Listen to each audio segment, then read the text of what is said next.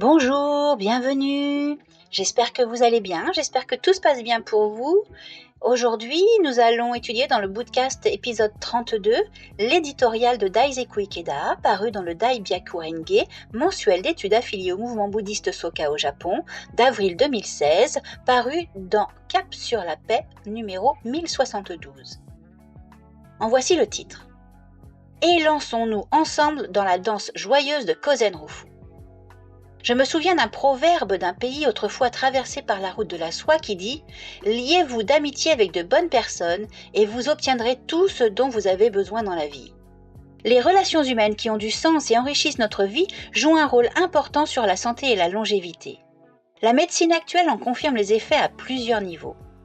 Le Japon, comme de nombreux autres pays, est confronté au vieillissement rapide de la population et à la baisse de la natalité. Plus le nombre de gens qui souffrent d'un isolement et d'une marginalisation de la société augmente, et plus s'étend, tel un désert, la désolation spirituelle. Dans ce contexte, les districts et les groupes de la Soka Gakkai sont des oasis paisibles, où l'on se soucie des autres et où l'on se soutient mutuellement avec chaleur.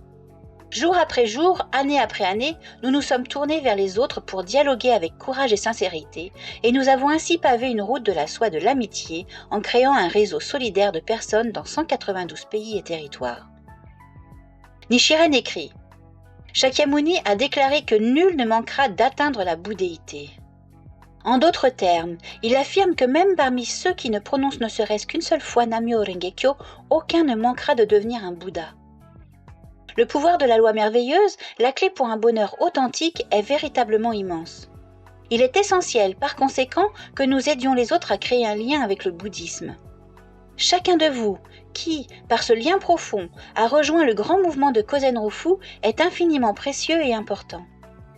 Nichiren écrit à un disciple « Comment pourrais-je ne plus me sentir lié à des personnes qui, ne serait-ce qu'un jour ou un instant, m'ont aidé à survivre ?»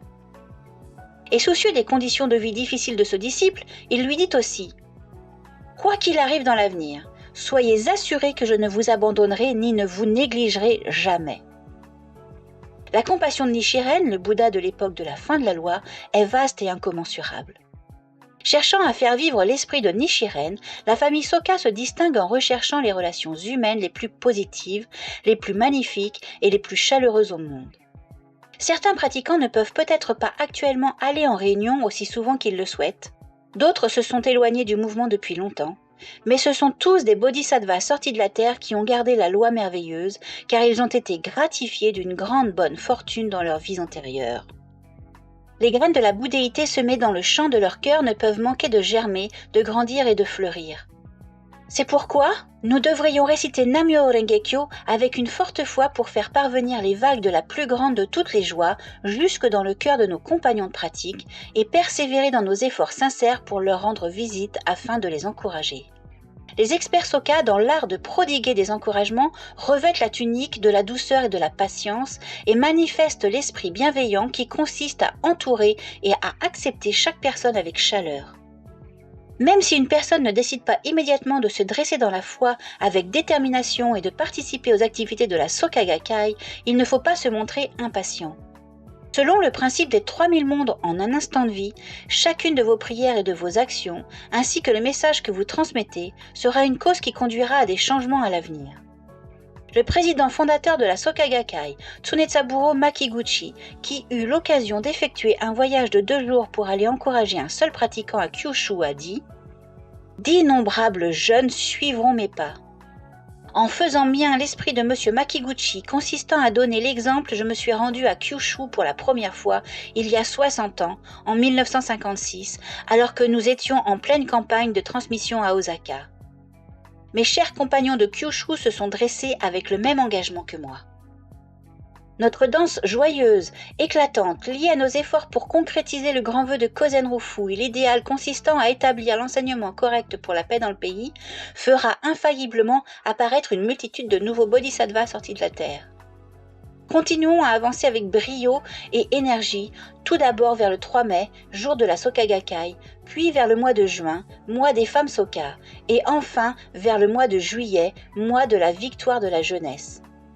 au cours de notre voyage pour Kozen-Rufu, pour devenir heureux et remporter la victoire, que chacun, sans exception, avance dans la joie.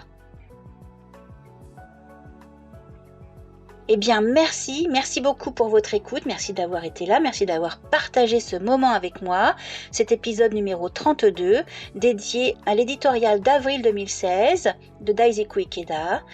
J'espère que ça vous a plu. Si ça vous a plu, venez grossir la commu parce que n'hésitez pas à venir sur Instagram, YouTube, à vous abonner sur les plateformes de streaming, à activer la cloche.